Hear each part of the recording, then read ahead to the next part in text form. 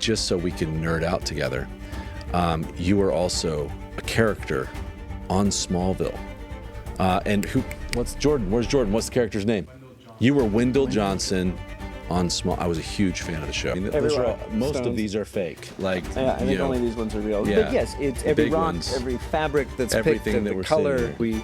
We're responsible for the setting, the props, construction. And we don't take on special effects, but we work intimately with special effects to make sure that we're all on the same page and that we're working cohesively. Welcome to Inside the House. I'm Jon, creator of House of David, and this is the show that explores the making of the show and the people that we're doing it with. This episode's going to be controversial. There's some controversy. There's always controversy, but there's more controversy with this show. The rumors are true. I just want to say that. We are the first show, to our knowledge, to integrate AI tools into the creation of the show and connect them to other tools. And we have learned a lot. It's unbelievable. The purpose of the show is also to introduce you to the people making it. So I thought I'm going to invite my production designer, Chad, who designs the world of the show. And I'm going to have a conversation with him about this, mainly because because you introduced me to these tools. I just want to point that out. So if anyone's mad, it's Chad's fault, right? It's your fault.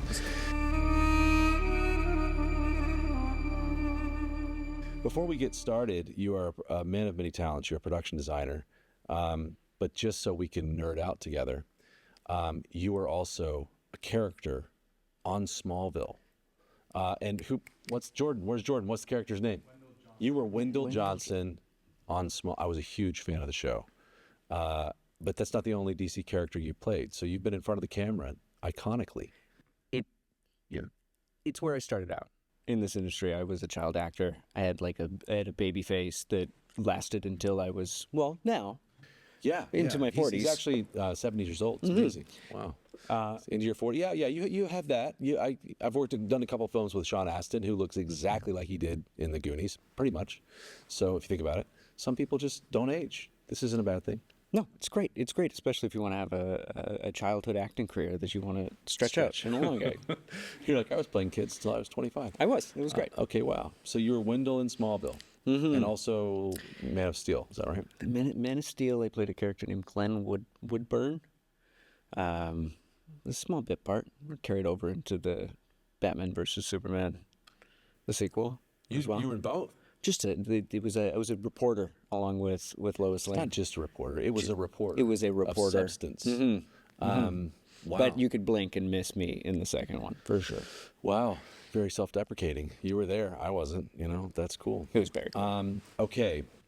We're going to talk about AI, and we're going to talk about the 5 big, in my opinion, ways people are misunderstanding this technology. We're the first show that I know of to fully use and deploy it. There's an entire scene driven by it. Now, the traditional tools of VFX are also at play in those very same shots, but it really did enable us to do a bunch of stuff that we would not have been able to do otherwise.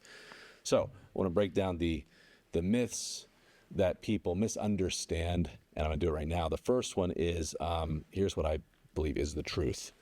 Everybody's like, AI is going to take all our jobs. No. I say that the AI tool set supercharges artists. It does not replace them. So the idea is that it actually amplifies what you do. So how did you stumble upon these tools? As I remember season 1, I was actually looking over your shoulder to what you're doing. And I'm like, how are you doing this magic? This is like you're designing the show in almost real time. This is crazy. Well, first of all, true, false. It amplifies creativity. It doesn't replace it. Oh, absolutely true. Okay, great. Absolutely true. So how did you come upon these tools and integrate them into your process as a production designer? Well, ironically, from one of the individuals who stereotypically would think that their jobs would be at stake. It was a concept artist friend of mine named Seth Rutledge. And I noticed he was dabbling in it before any of these websites came out. He was working in programs, and he had a history in computer tech. He's an amazing concept artist and illustrator, and he works in Blender and Photoshop and a bunch of 3D programs. But he would also be able to generate and interpret imagery way faster than anybody else did. Mm-hmm. And I was receiving concept art from him in ways that it was like, this is a really interesting take on it. And it wasn't fully, it's not like he was generating them. It's using Blender, throwing in effects, and just over the time that he was discovering these tools, he managed to just create and be able to alter imagery in a really fascinating way. Now, this is way back, what? It was like a year and a half ago? That's crazy. And In AI terms, that was basically last century. It was. And, the things were coming out muddled and muddy, but he turned me onto it. He was like, look, I might be, getting myself out of a job, but these are some of the tools that I use. And so I started to look into them. And then AI became a little more mainstream. Artists started, they started sort of revolting against it, thinking that this would take their jobs away and things like that. Like any sort of advancement in technology, especially in film, I think everybody is always fearful, and there's a lot of trepidation. Always change, always. Moving into digital, visual effects and CGI when it was introduced. I mean, even now there's this almost like sort of shame that comes with admitting that you use visual effects Not in here, your but in TV other show. places, Yeah, but so I feel like for me this is just another tool that you can utilize to enhance creativity and expression. I mean, there's no way I think it could take away the human touch that's applied to a lot of storytelling. It's still not doing great jobs at making scripts and trying to tell what it's for. heartfelt stories. So the story's always going to drive it. It's just having a way to streamline and make more effective and efficient artistry. Correct. Especially on my side of things. I'm the production designer. I design sets, get quick reference and inspiration, and be able to build worlds. This is one of those tools that I like to use. The job of a production designer is what? Describe what you do. I mean, House of David, we had to invent the whole world of the show. On the show, Explain what you do. On the show, I began to sort of redefine what it is that my role is, or just to think about it slightly different. So if you actually just reverse the words, I design productions. Yeah. It makes it a lot easier for even my brain to get around it. We take the script. Everything basically has to sort of funnel and run through what I understand from either your writings or my communication with you. Yep. And I run it through those filters and see if we're on the same wavelength and see eye to eye on those things. And so almost everything visually has to come through my filters, my team. I come back to you guys. We go over things, make sure that they're in the right, train of thought, and then we can move forward. But every rock, I mean, Every rock, most stones. of these are fake. Like, Yeah, I think only these ones are real. Yeah. But yes, it's every Big rock, ones. every fabric that's picked, Everything that the we're color. seeing Exactly. that's the job of a production designer. And you have how many people do you manage? Where, I mean, you're talking about set dressers, construction. I mean, we've built huge sets on this show, and then we have to augment real sets, that are, so there's a lot of, what's your team like? There's a lot of moving parts. I mean, here on House of David, it can fluctuate, but we can balloon up to 150 people that work just under the art department. So you have 150 people just working for you. Yeah, at times. That's a And big company. It grows and it compresses Yeah. depending on the needs and the requirements of the show. There's also we can go out to external vendors to be doing sculptures for us and things that we don't have time to do in-house. That's not including costumes, which is their own separate thing, but we're responsible for the set dressing, the props, construction, and we don't take on special effects, but we work intimately with special effects to make sure that we're all on the same page and that we're working cohesively. So what kind of a role does technology play in the job of a production designer, and how is that changing as these tools emerge? So, I mean, I don't want to digress too much, but just going back to the film comment, it was like back in the day, because I was a child actor and I remember shooting on film. I didn't production design on film, but you would have to rehearse again. Let's rehearse again. Let's adjust the lighting a bit. Yeah. Because you were scared that you're going to waste all this footage of hundreds and hundreds of feet, thousands of feet of film on a shot take, a take that's not going to work, and it's got to go get processed, and that's even more money. So once digital came into play, it was like, okay, we got a little bit more freedom. Yeah. People were also afraid of digital at the time because Same fear. Yeah. same fear. So it was always, everybody was always hesitant or reticent to embrace certain technologies. Where we're at right now and what we're trying to do, I think you're correct. Film has always got to be advancing and moving forward. I have a lot of friends that are artists and they're painters, and one of my friends who's a digital artist is like, look, if Michelangelo or Leonardo was alive today, they'd probably either be making film or they'd be doing something else. They wouldn't be painting. Mm-hmm. It's rudimentary compared to what it is that they could take advantage of all the technologies that they could move forward with. For me personally, I think that there's very little risk in robots taking storytelling away from humans. It's just not what it's meant to do, in my opinion. Maybe, I don't know what's 5-10 years from now, and I only know how we're using the technology, but it is a tool set, in my opinion, that amplifies and expands my vision, my creativity. And I don't see it replacing creatives. I think AI should be a much bigger conversations in other industries. Any industry that involves routine, especially as you see AI and robotics emerge together, but in the arts, it empowers us. It doesn't do the job for us. No, but I want to be clear. It's like we're telling a very human, heartfelt story. Mm-hmm. We're not a sci-fi show. We're not, there's not spaceships or flying. I mean, we're utilizing, just because you have the ability to do everything doesn't mean you should do, anything, really. The absence of limitation is the death of creativity, said Orson Welles. And I think that we should be limiting ourselves and just utilize the tool to tell the story. Mm-hmm. I think that's the most important part. As a production designer, unless the show is about the sets, my goal is the sets help tell the story. If somebody's paying attention to the sets, I kind of messed up my job. Yeah. Unless it's about architecture and it's an award-winning movie about architecture, then yes, then the sets are a very vital component. The goal is just to help the story move forward. And I think same with these tools. It's how can we help the story move forward? It's I say to other filmmakers, if someone says, I love the style of your show, you've probably failed. Like, you don't say, I love the style of Saving Private Ryan, even though that fundamentally shifted what a war film should look and feel like. And this whole kind of uncoating the lens, like making custom lenses, bleach bypass, 45 and 90 degree shutter, completely handheld, unrehearsed. Like, those were some huge stylistic choices, but they so fused with the narrative that you just feel like you're at war. You don't feel this brand new style that it was invented that kind of defines war films to this day. So I think, to me, it's like everything should be in service of the story, including the world that you build.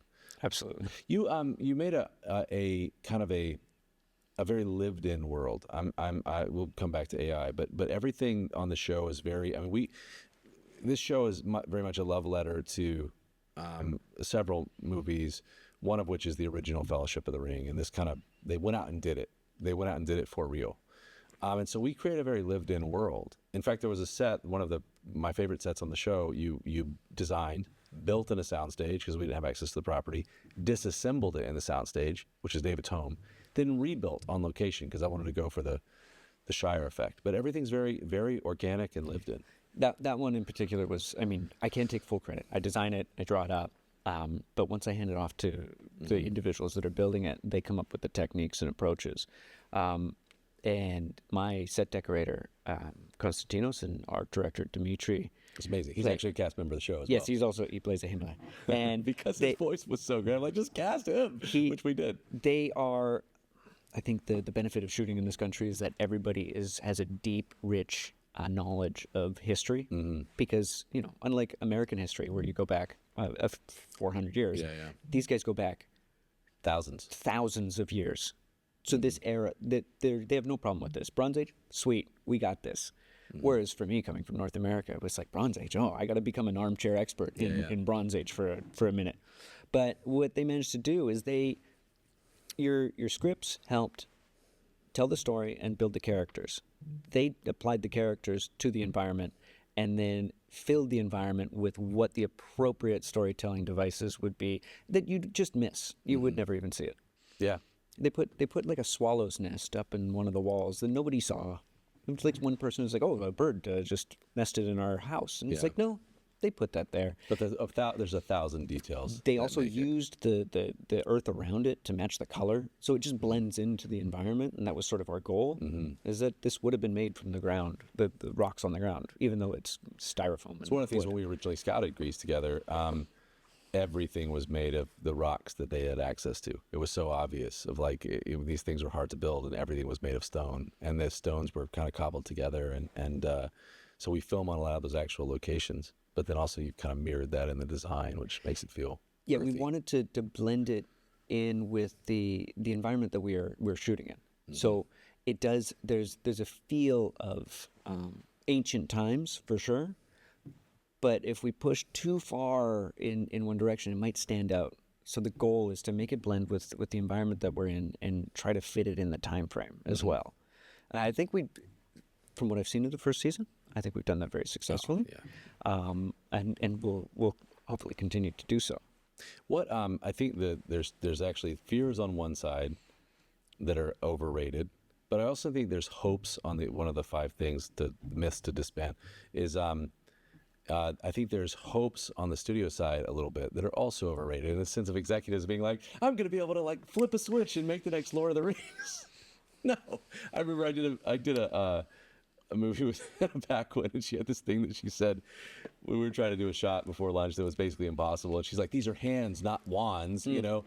And so talk about like, this is a tool. It's a tool. It's a set of tools, actually. There's a lot of tools. It's tools in the hands of artists. But it's not some like magic bullet that's going to be able to, it's not the movie executive's dream that I think that they think it is. It's just a new set of tools. No. And also you have to remember your director or the creative or the executive producer or the writer, they have to have the intention to embrace the technology. The technology is not for everybody. We don't have that kind of control that you do with traditional VFX. It's almost like going back to doing matte paintings in early filmmaking, where I would, as the production designer, we would set up the shot that you want to see, and you want to see, I don't know, like in David Lynch's Dune, you want to see guys come out of the spaceship. Well, in order to do that, we can't build the spaceship, we can't afford it, so we'll go 150 feet up in this stadium, and I'm going to build you a piece of glass, and I'm going to paint it by hand. Hence the job, matte painters. Matte painting, and then you paint it and leave a little gap for you to look through. So we're kind of, unfortunately, it's restrictive enough that that's almost what we're doing. We got to bake it into some of the sequences and shots that you are, and that's sort of what you get. Traditional VFX gives you a lot more freedoms to be able to move around and be able to manipulate things, and it has animators and people that are rigging models and more control over those movements. But those things are cost a lot of money and they time. involve and time, and they involve a larger team. But if you, as a filmmaker, are willing to cooperate with those around you and try to look for new and creative ways to tell a story, and you're open to it, it is something that will definitely help you. Yeah, agreed. I think, to me, there's pros and cons. What we've found is just like, here's the secret sauce. Some of it is that it's not an either or, and that is also a myth to bust. Of people are thinking, oh, AI, that's a new way to make a movie altogether, or there's the traditional way of filming in VFX. What we found is if you take the time to deeply understand the tools, and then you integrate them in to the normal process. So a shot that we use that would have been far outside the constraints of our budget or time frame, a lot of times those shots start traditionally. We're using assets of the show that we own, and then we're using these tools to amplify and augment and expand the vision at a pace that was previously impossible. And then a lot of times we're going back, because we treat it as principal photography, not as like VFX. You go back to traditional tools and you do use matte painters and compositors, and so it's a blend of all these different tools, but it's a layer of acceleration that wasn't there anymore. So the same way, you didn't completely change the way you did the job, you just integrated the tools into your job. Absolutely. And you have to remember, you need to be a filmmaker personally. You have to be a filmmaker. You have to be a filmmaker, or a filmmaker's sentimentality. And you see those things, you see individuals using Blender to make their own movies at home and things like that. But being a filmmaker is first and foremost. So still learning the traditional techniques and approaches is vital. You can't just prompt, and I mean, maybe, but a lot of the successful individuals that I've seen that are doing it are filmmakers. I think there's fear, and I think the essence of the fear, and I saw this because I had my time in the music business, with my brother directing music videos, was when Napster was really, which feels a lot like what's going on in film today, that disruption, which, by the way, paved the way for mega artists today that understood it, like Taylor Swift, but that disruption, not of stealing music, but of fragmenting the album and making it where you didn't have to have a physical product, and that physical product didn't need to be 8 songs that you didn't want to get the 3 songs you did. That was a huge disruption. And I watched that happen. And then I rode the digital camera revolution. And what I realized is a lot of times people fear democratization. Like when there's a cluster of special people that have access to the tools to make something, there is safety in that. The digital camera, there was a camera called the Red One, and I shot on the first 50 of those cameras, and there was a lot of problems with it, a lot of limitations. Yeah, we have a red moment. But but I was like, I can ride this camera to places that I could not, normally get to. And I shot 3 movies on that camera before people said it was like not, was production ready. But then I also got disrupted because we were doing a lot of music videos on the Red One. And then here come all these kids with 5D Mark IIs and the DSLR revolution, now which we are shooting this show on, happened. And they could do great videos for $5,000, that I was doing for 30. So I think what AI represents is it's going to give a lot of tools and capabilities to a lot of people, instead of like a process that only James Cameron has right now is going to be available to me very quickly, using a normal camera to pilot a digital world. And then after it's available to me, it's going to be available to a lot of people. So every tool we're using on the show is available by subscription for less than $100 a month, all of it. So what do you think? I see that a lot of people have fear of, oh no, now a lot of people are going to have access to things that only we have access to as the elite filmmakers that we are. So what does that do? I mean, so my personal feeling about it is that we will get oversaturated with individuals doing their own iteration and version of AI art and generative AI videos and things. And people will be able to start sniffing it out and seeing it, and they may discredit it. Those that are utilizing the tools in an effective, clever, almost unnoticeable way, that's the success of the tool. Like I said before, it's like you have the ability to do everything. Set of tools, yeah. It's just you don't have to do everything. Use the set of tools to tell your story and be able to make it effective. That's where it comes down to. I don't see it. I see pushback that'll take place. Yeah.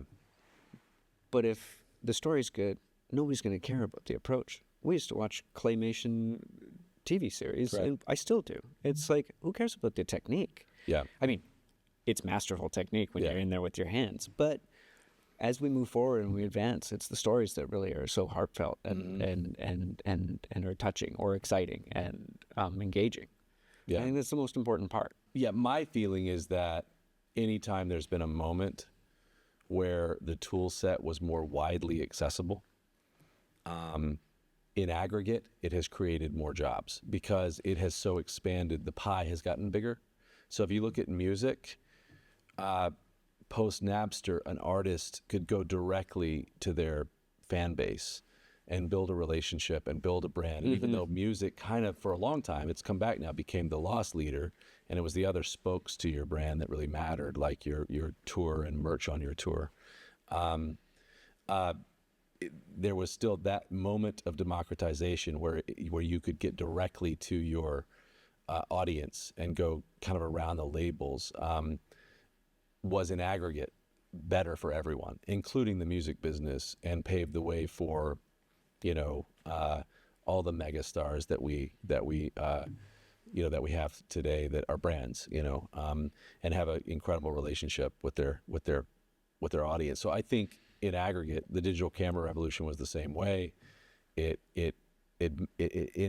In hindsight, even though the moments of change are scary, the what happens on the other end, I think is good for the entire industry. Some people say, well, that just means like a whole bunch of stuff is going to be like plagiarized or copied.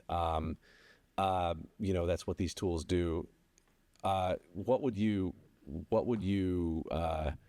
say to that? The whole copyright issues of these tools are just going to copy the work of others, basically. No, and I think that is a valid concern. I think that you should be concerned about the copyright issue, because a lot of these programs aren't restricting themselves. They've just got free reign of whatever access they have to on the internet for developing images and referencing things that are owned by other people.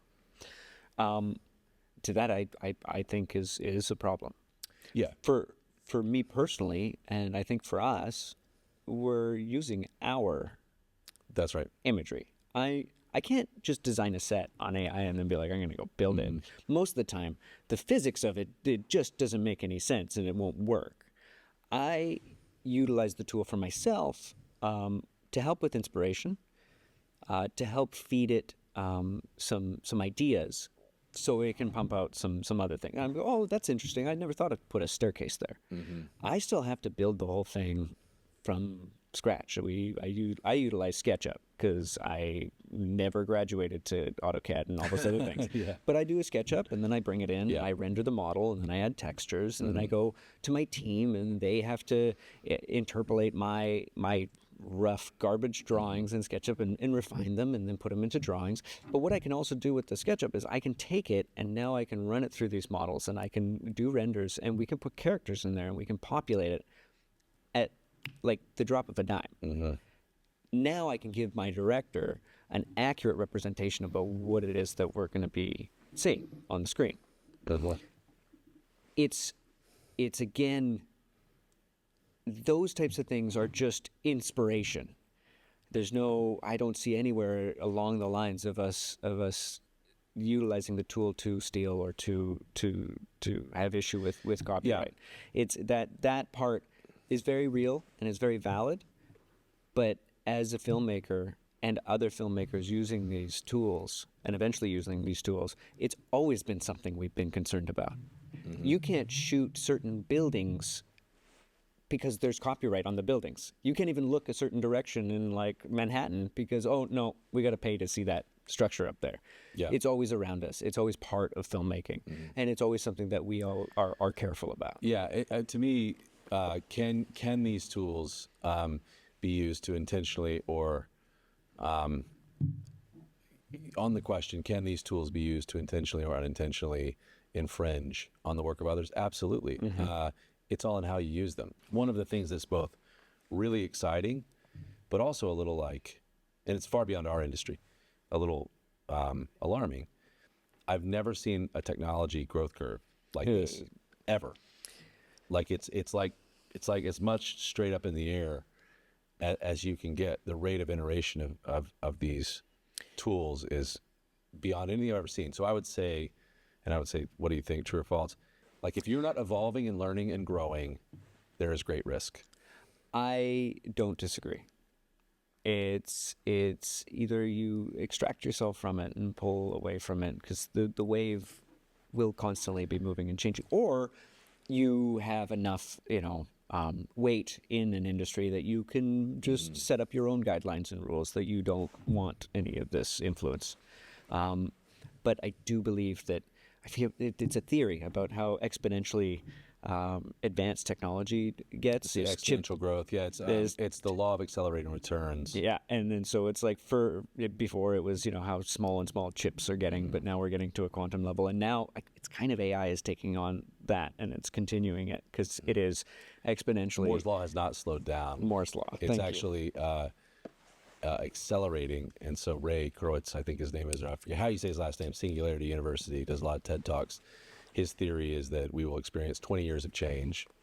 I'm sorry, his theory is you'll experience 20,000 years of change over the next 100, and that was prior to all of this. So the idea of you really have to learn to love learning, basically, I think, constantly. I think that's sort of, we stop doing that at a certain point, whether it's you finish university or you get into a Why? new job. That's you know. I don't know why. It seems bizarre because ultimately there is an age where some people are going to want to retire and sit back. What are you going to do then? Why not continue to learn and push yourself and continue to grow until you die? It's I think work is, but this is me personally. I do like what I do, so I'm very, very fortunate, and I know a lot of people don't. But finding that thing that you do love to do and being able to do it forever, I think that's one of the best ways that you can live your life. Yeah, I agree.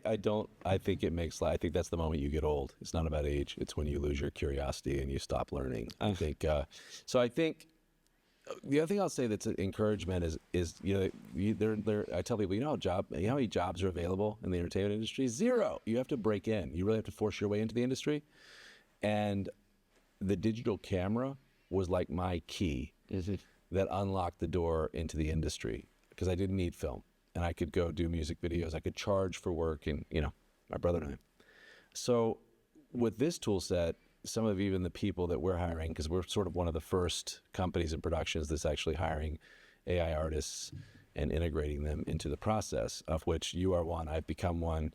But there's some wonderful people. One of the things I noticed is there's a lot of industry professionals that have become AI artists secretly. But then there's this whole new group of people that weren't in the industry at all 2 years ago or 3 years ago. There's one woman who was a pharmacist in Atlanta, and she was the second person we hired in the AI group. Another is a Frenchman who was a chemical engineer and not in entertainment at all. Now all of a sudden he's here helping us make this show, saying we are going to change the world, whatever. So I think it's interesting that it is, for people that want to get into this business, it is a faster door if you can get really good at it. Yeah, absolutely. It's always been there. There's individuals kids with Blender, 14-year-olds that come up with their own movie, and everybody watches it and goes, "It's amazing." You find out the kid's 14. It's like, okay, well, wait till he graduates at least before we enroll him. But the tools have always been there, and they're becoming more and more accessible, like you said, with DSLRs and technology and free platforms online. This is just another one of those tools that will help engage others in storytelling. To young filmmakers, I think I just say that your greatest asset now is also your curse, is the accessibility of the tools. And I've been saying that even before AI.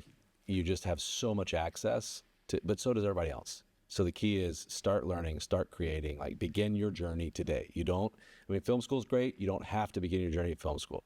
Your first paid job's great. That is not where your journey starts. Start creating today. The tools are available to you. If you can afford a hamburger from McDonald's, you can afford to start your journey. So that's what I would say is my advice to the industry, because I have no idea. We're recording this before it's announced that we're the first show doing it. I have no idea what the response is to it, but I would say that it's my opinion that the integration of these tool sets are coming along just at the right time to bring cost back to a place of normal that will allow shows like this to be greenlit for a third of what the industry told us it should cost, which will then employ hundreds of people. And so I think that actually these tools are going to save and create jobs, and they're going to amplify the process of creativity and collaboration in a way that's way more fun, and it just allows us to expand our vision of what we do. So thank you for your work on the show. Your work is extraordinary. Thank you for introducing me to, I think at the time it was Midjourney, and that's been quite the journey for me, but extraordinary work on House David. Thank you. Thank you for having me. Now, wait, last question. If DC were to call and say, we want you to play a reporter in a Superman movie, do you like being a production designer now, or would you go back and... I loved acting. It's another form of expression that I really appreciate it. But sometimes you don't have a lot of say. Kind of a puppet. Well, we want you to wear this. We want you to say these words, and we want you to stand right here. Yeah. Not a lot of agency there. There's not a lot of agency. Yeah. I moonlighted as a painter, figurative painter. Okay. So that's where I could express myself. And I kind of find now I get to do that, but it's with shape and color instead of paint. That's so cool. So would I go back? Gigantic Yes. three-dimensional painting. If somebody's going to offer me a gig. I'd be in Superman. Absolutely. Do I prefer this, though? I think I do. Well, it's an amazing show. Amazing world you've created. Thank you. Thank you for We got to having get me. back to work. Making Yes, the show. I do.